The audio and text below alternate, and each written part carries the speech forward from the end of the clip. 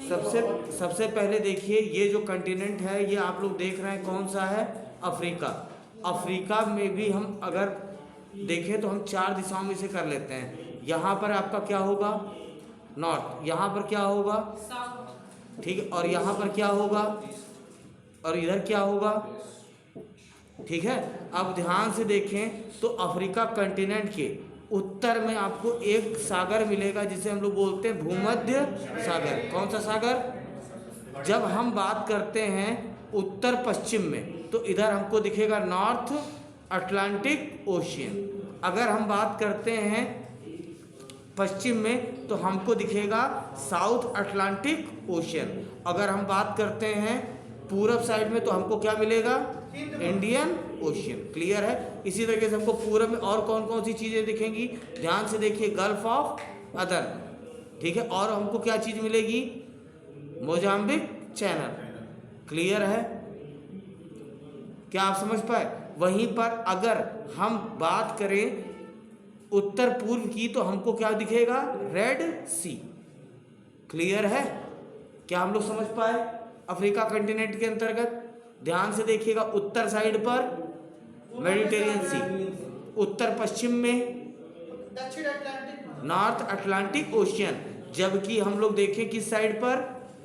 उत्तर पूर्व तो हमको क्या दिखेगा? रेड सी और गल्फ ऑफ अदन। अगर हम पूरब साइड पर देखें तो हमको क्या दिखेगा? Indian ocean. अगर हम पश्चिम साइड पर देखें तो हमको क्या दिखेगा? और ध्यान से देखिए, ठीक है, ये आपके इसके दक्षिण में भी क्या दिखना शुरू हो रहा है? ठीक है। और प्लस दक्षिणी महासागर। क्लियर है? क्या आप हम लोग को समझ गए इस चीज को, बात को? अब इसके बाद में सबसे पहले हम आते हैं, ठीक है, हम आते हैं अफ्रीका महाद्वीप। और इस जो मैप है इसे हम लोग बोलते हैं पॉलिटिकल मैप। क्या बोलते हैं? तो ध्यान से देखिए, आपको यहाँ पर एक मैप देखना है फिजिकल, और फिजिकल के साथ में देखना है पॉलिटिकल। तो सबसे पहले हम लोग फिजिकल पर आते हैं, और फिजिकल में हम लोग उत्तर पश्चिम में जाएं तो आपको एक पर्वत दिखेगा, एटलस। कौन सा? ठीक है। तो देखिए ध्यान से, ये जो बेल्ट है ये आपकी कौन सी है? एटलस पर्वत की। क्लियर है? जिसमें आप देख रहे हैं एंटी एटलस, हाई एटलस और सहारन एटलस। क्लियर है? दिख रहा है? अब जब हम बात करेंगे इस एटलस का विस्तार कहाँ से कहाँ तक, तो अब हमको यहाँ पर देखना होगा पॉलिटिकल मैप। और पॉलिटिकल मैप में अगर हम देखेंगे तो हमको ये दिखेगा, इसका विस्तार आपको मोरक्को में दिखेगा, अल्जीरिया में दिखेगा, और आपका कहाँ पर दिखेगा? मोरक्को, अल्जीरिया और ट्यूनेशिया की बेल्ट में। क्लियर है? कहाँ कहाँ हमने बताया? Anti Atlas, Morocco, Algeria, Tunisia, tactical. ठीक है। ध्यान से देखिए, आपका इसका विस्तार मोरक्को में दिखा, दूसरा आपको दिखा अल्जीरिया में, तीसरा आपको दिखा ट्यूनीशिया में। जब बात करेंगे एटलस की सबसे ऊंची चोटी की तो हमको यहाँ पर दिखेगी माउंट टॉपकॉल। कौन सी दिखेगी? माउंट टॉपकॉल। तो एटलस पर्वत की सबसे ऊंची चोटी कौन सी है?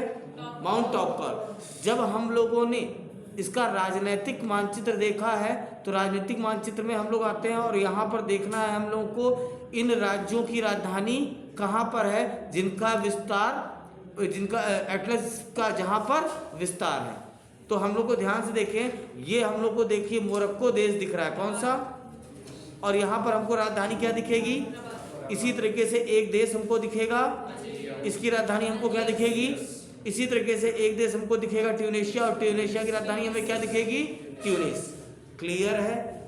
उसके बाद में अगर हम बात करें तो एटलस पर्वत का विस्तार मोरक्को, अल्जीरिया और ट्यूनीशिया में है। यह अफ्रीका का एकमात्र नवीन मोड़दार पर्वत है। एटलस पर्वत की सर्वोच्च चोटी माउंट टॉपकॉल है जो मोरक्को में स्थित है। कहाँ पर है? तो माउंट टॉपकॉल का मामला कहाँ पर देखने को मिलेगा? मोरक्को। कहाँ पर देखने को मिलेगा? फिर उसके बाद में हम अगली लोकेशंस पर आते हैं। पहली लोकेशन हमको दिखेगी लीबिया। कौन सी? और लीबिया की राजधानी आपको दिखेगी त्रिपोली। तो लीबिया देखिए, और लीबिया की राजधानी आपको क्या दिख रही है? त्रिपोली। दिख रहा है आप लोगों को? और उसके बाद में दूसरा हम बात कर रहे हैं ट्यूनीशिया। कौन सी? तो ट्यूनीशिया की राजधानी है ट्यूनिस। ध्यान से देखिए, आपको ये भी दिख रहा होगा। इसके बाद में अगला जो है आपको अल अजीजिया नाम का क्या देखना है स्थान, कौन सा, अल अजीजिया। अल अजीजिया को देखना है तो हमको किस बेल्ट में आना है, ठीक है। इसका मतलब यहाँ पर आपका कौन सा टेम्परेचर है, हाईएस्ट टेम्परेचर, और इसका मतलब हम लोग कहाँ पर हैं, तो ध्यान से देखिए हम लोग कहाँ पर हैं, ये लोकेशन कौन सी है। लोकेशन देखने के लिए आप समझिएगा तो आपको दिखेगा आप लोग कहाँ पर थे, क्लियर है, और किस बेल्ट पर थे, लीबिया ट्यूनीशिया की बेल्ट में। और यहाँ पर आपको अल अजीजिया नाम का क्या दिखेगा स्थान, कौन सा स्थान, अल अजीजिया। और अल अजीजिया आप लोगों ने अब ध्यान से देखिए और पहचानिए कि कहाँ पर है, ध्यान से देखिए ये बेल्ट लीबिया की है और लीबिया में हमें क्या दिख रहा है, हाईएस्ट टेम्परेचर, अल अजीजिया। क्या आपको ये चीज समझ में आई। दूसरा हम लोग देखते हैं उत्तरी अब जब इसके हम लोग विस्तार पॉइंट की बात करते हैं तो देखते हैं उत्तरी अफ्रीका में खनिज तेल व भंडार व उत्पादन की दृष्टि से सर्वाधिक महत्वपूर्ण केंद्र है, ठीक है। और बताया गया यहाँ पर ट्यूनिस पाया जाता है और ट्यूनीशिया, कौन सा, ट्यूनिस और ट्यूनीशिया। तो ध्यान से देखिए एक देश आपको दिख रहा है, अरे ट्यूनिस की राजधानी और इसी तरीके से लीबिया की राजधानी। तो ध्यान से देखिए दो स्थान आपको दिखेंगे, एक आपको कौन सा दिख रहा है, ट्यूनिस, दूसरा कौन सा दिख रहा है, त्रिपोली, क्लियर है। फिर वहां पर आप देखिए तो आपको यहाँ पर खनिज तेल उत्पादन के महत्वपूर्ण केंद्र मिलेंगे, ट्रिपोली के समीप अवस्थित अल अजीजिया। तो ध्यान से देखिए ट्रिपोली कहाँ की राजधानी थी, लीबिया की, और इसी के पास में कौन सा स्थान, अल अजीजिया। और ये यहाँ पर अफ्रीका का हाईएस्ट टेम्परेचर रहता है, कहाँ पर रहता है, तो ध्यान रखिए कभी आपको मैंने बताया था यूएसए का सबसे हाईएस्ट टेम्परेचर कहाँ पर रहता है, डेथ वैली, कहाँ पर रहता है। इसके बाद में हम अगली लोकेशंस पर आते हैं। तो अगली लोकेशंस में आप देखेंगे तो सबसे पहले आपको देखना है भूमध्य सागर। तो ध्यान से देखिए यहाँ पर क्या है, भूमध्य सागर। इसके बाद में आपको दूसरी लोकेशन बताई जा रही है इजिप्ट की, कौन सी, और इजिप्ट की राजधानी है कायरो। हिंदी भाषा में इजिप्ट को बोलते हैं मिस्र और कायरो को बोलते हैं काहिरा। मिस्र की राजधानी काहिरा जबकि इजिप्ट की राजधानी कायरो, क्लियर है। वहीं पर इसके बाद में इसी इजिप्ट में एक बंदरगाही क्षेत्र आपको दिखेगा जिसका नाम है अलेक्जेंड्रिया। कौन सा क्षेत्र है, बंदरगाही क्षेत्र। इसके बाद में आपको एक सिनाई प्रायद्वीप दिखेगा, ठीक है, सिनाई प्रायद्वीप। तो ध्यान से देखिएगा,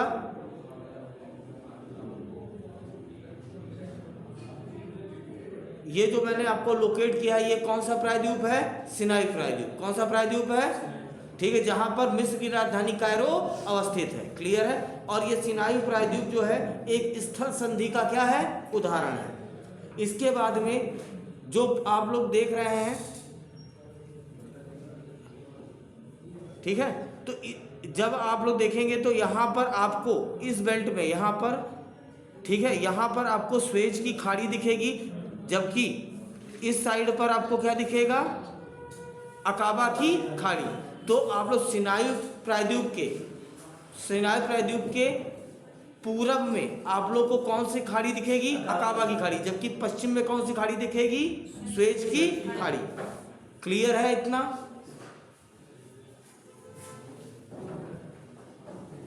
फिर उसके बाद में हम लोग को पोर्ट सईद दिखना है और पोर्ट स्वेज दिखना है। तो ध्यान से देखिए यहाँ पर आपका उत्तर मेडिटेरियन सी के तट पर आपको पोर्ट सईद मिलेगा और यहाँ पर आपका पोर्ट स्वेज है, ठीक है। इसके बाद में तिमसा झील, ग्रेटर बिटर झील और लिटिल बिटर झील, स्वेज नहर, इन सब का संबंध किससे है, स्वेज नहर।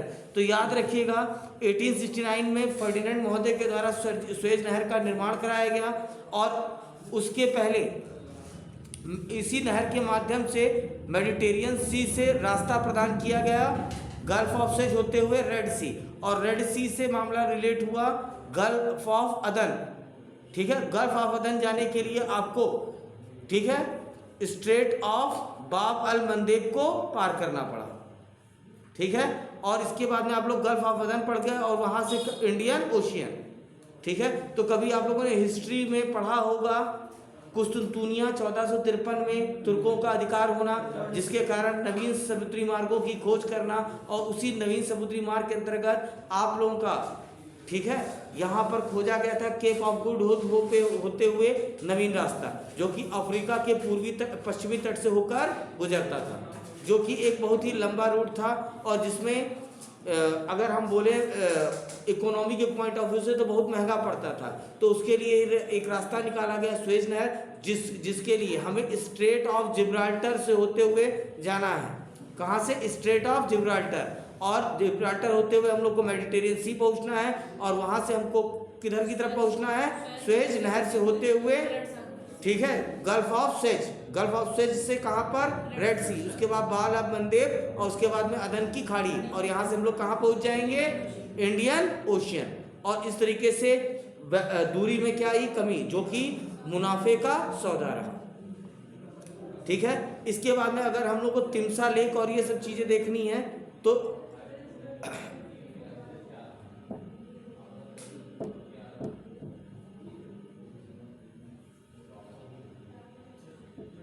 तो ध्यान से देखिए, मेडिटेरियन सी से लगता हुआ आपको पोर्ट सईद दिखेगा, और वहाँ से एक सुएज कैनाल का क्या किया गया? निर्माण। रास्ते में आपकी एक लेक पड़ती थी, तिमसा लेक, उसी के बाद में आपकी पड़ती थी एक ग्रेट बिटर लेक, और उसके बाद में एक लेक पड़ती थी लिटिल बिटर, और इसी से हम लोगों ने किसको जोड़ दिया? पोर्ट सुएज को।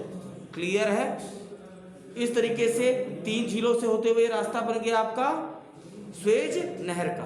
तो इस सुएज नहर के रास्ते में कौन कौन सी लेक आती हैं? लेक तिमसा, उसके बाद में लेक ग्रेट बिटर, और उसके बाद में लेक लिटिल बिटर। क्लियर है? याद रखिएगा, पोर्ट सईद की अवस्थिति कहाँ पर है? मेडिटेरियन सी के तट पर, जबकि पोर्ट सुएज का मामला कहाँ पर है? गल्फ ऑफ सुएज के तट। क्लियर है? याद रहेगा।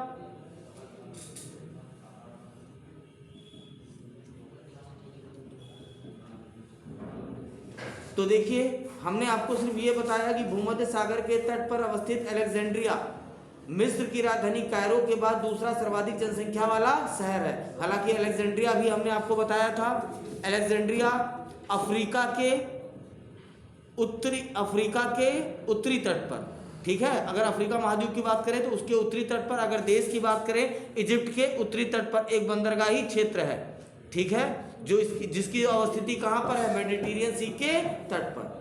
क्लियर है? और बताया क्या गया कि भूमध्य सागर के तट पर अवस्थित अलेक्जेंड्रिया मिस्र के बाद दूसरा सर्वाधिक जनसंख्या वाला शहर है। इसी तरीके से कायरो नील नदी के डेल्टा क्षेत्र में अवस्थित अफ्रीका का सर्वाधिक जनसंख्या वाला क्षेत्र है। और कायरो के बारे में आप जानते हैं कि यह मिस्र की क्या रही है? राजधानी, ठीक है, यह मिस्र की ये क्या है? राजधानी। क्लियर है?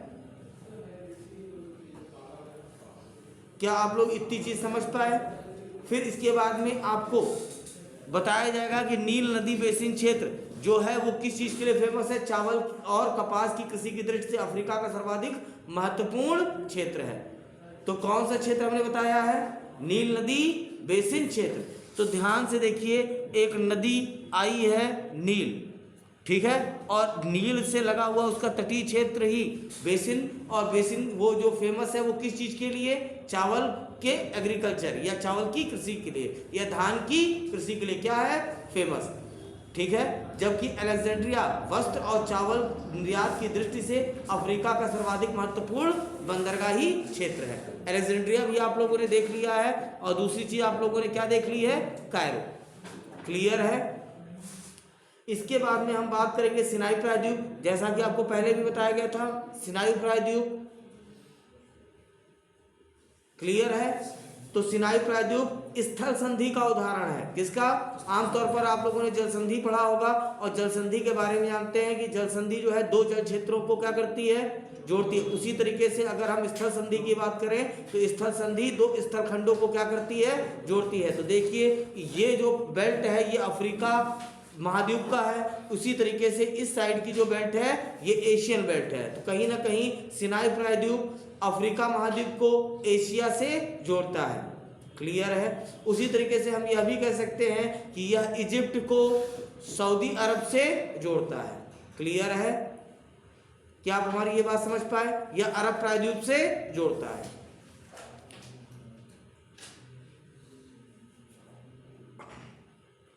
अब देखिए, सिनाई प्रायद्वीप एक प्रकार का हार्स्ट पर्वत है। सिनाई प्रायद्वीप किस प्रकार का पर्वत है?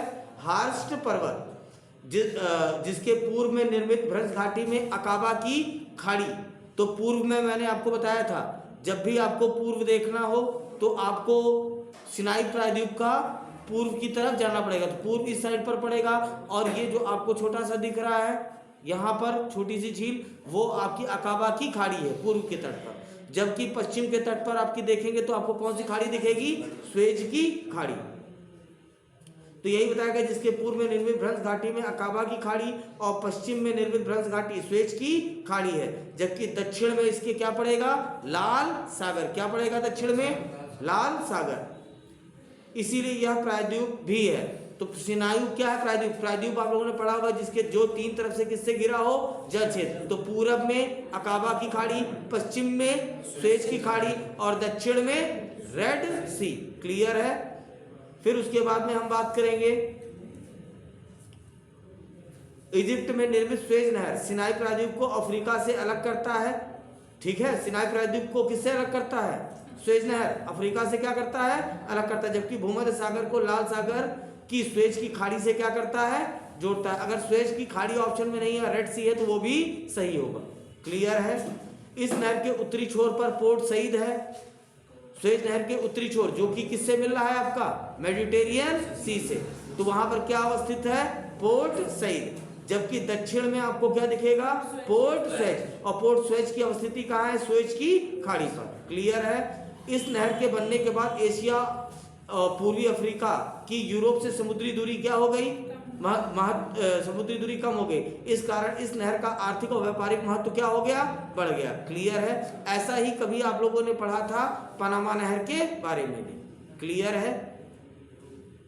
इसके बाद में अगली लोकेशंस की हम बात करते हैं। तो ध्यान से देखिए, अगला देश आपको दिखेगा सूडान। कौन सा दिखेगा? और सूडान की जो राजधानी है वो कौन है? खार्तूम। कौन है? इसी तरीके से एक देश आपको दिखेगा इरिट्रिया। कौन सा? ध्यान से देखिए, इरिट्रिया। और इरिट्रिया की राजधानी आपको क्या दिखेगी? अस्मारा। क्या दिखेगी? क्लियर है? ध्यान से देखने के लिए फिर से हम बता दे रहे हैं। यहां पर देखिए, आपको एक देश दिखेगा। कौन सा? सूडान। कौन सा देश दिखेगा? सूडान। और सूडान की राजधानी आपको कौन सी दिखेगी? खार्तूम। क्लियर है? उसी तरीके से आपको एक देश दिखेगा इरिट्रिया, और इरिट्रिया की राजधानी कौन सी दिखेगी? अस्मारा। कौन सी राजधानी दिखेगी? क्या आपको ये क्लियर है? इसके बाद में एक देश आपको दिखेगा जिबूती। कौन सा? ठीक है, तो यहाँ पर देखिए, ये देश जो है आपका जिबूती, और इसकी राजधानी भी क्या है? जिबूती। क्लियर है? ठीक है। और इसी के पास में आपको एक झील दिखेगी, असल झील। कौन सी? तो ध्यान से देखिए, एक आपको क्या दिखाया गया है? लेक असल।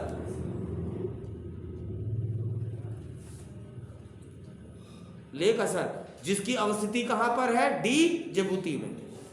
क्लियर है? तो बोला गया जिबूती में स्थित असल झील अफ्रीका का सबसे नीचा स्थान है। तो आपसे पूछा जाए अफ्रीका कंटिनेंट का सबसे नीचा स्थान कौन सा है, तो आप क्या बताएंगे? असल लेक। और असल लेक की अवस्थिति कहां पर है? डी जिबूती में। क्लियर है? इसके बाद में आपको बाब अल मंदेब। कौन सा? तो ध्यान से देखिए, बाब अल मंदेब की स्थिति कहां पर बताई गई है? तो ध्यान से देखिए, ये आपका कौन सी स्थिति है? बाब अल मंदेब। क्लियर है? ये स्थिति आपकी कौन सी है?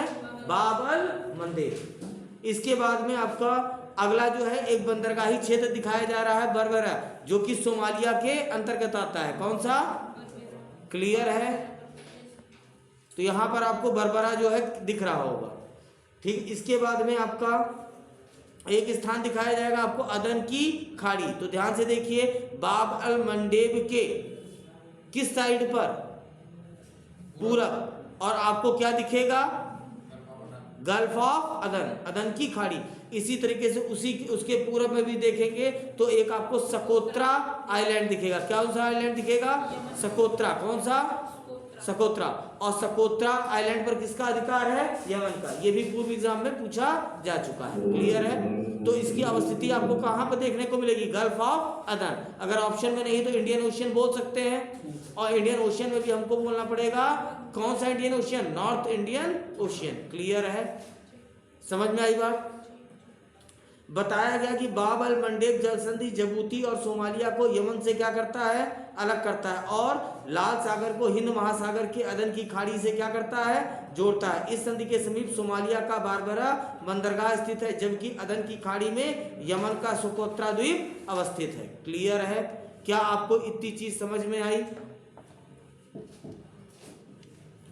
इसके बाद में अब हम अगली चीज बोलते हैं, तो आप देखिए अस्मारा, तो आपको देख रहे हैं ये अस्मारा दिख रहा है, और अस्मारा किसकी राजधानी बताई थी? इरिट्रिया की। इसी तरीके से जिबूती हमने किसकी राजधानी बताई थी? जिबूती की। अदिस अबाबा आप देख लीजिए, तो ये अदिस अबाबा जो है ये किसकी राजधानी है? इथोपिया की। किसकी राजधानी है? ध्यान से देखिए, यहाँ पर रहा आपका इथोपिया, और इसकी राजधानी दिखेगी आपको अदिस अबाबा। क्लियर है? ध्यान से देखने के लिए फिर से देख लीजिए, ये है आपका इथोपिया, और इसकी राजधानी क्या है? अदिस अबाबा। क्लियर है? क्या आपको इतनी चीज समझ में आई? इसके बाद में आप मोगादिशु, मोगादिशु किसकी राजधानी है? सोमालिया की। ध्यान से देखिए, यहां पर आपको कौन सी स्थान दिखेगा? सोमालिया, और सोमालिया की राजधानी आपको क्या दिखेगी? क्लियर है? इसके बाद में हम देखिए, आपका इरिट्रिया की बेल्ट से लेकर, कहां से? इरिट्रिया की बेल्ट से सोमालिया की बेल्ट तक का जो क्षेत्र देखते हैं, तो हम इसे बोलते हैं हॉर्न ऑफ अफ्रीका। क्या बोलते हैं? तो इसके अंतर्गत 4 देश सम्मिलित होते हैं, इरिट्रिया, जिबूती, इथोपिया और सोमालिया। सोमालिया की राजधानी आपको मोगादिशु बताई गई थी, इथोपिया की आपको अदिस अबाबा बताई गई थी, जिबूती की आपको डी जिबूती बताई गई थी, इरिट्रिया की राजधानी आपको अस्मारा बताई गई थी। क्लियर है?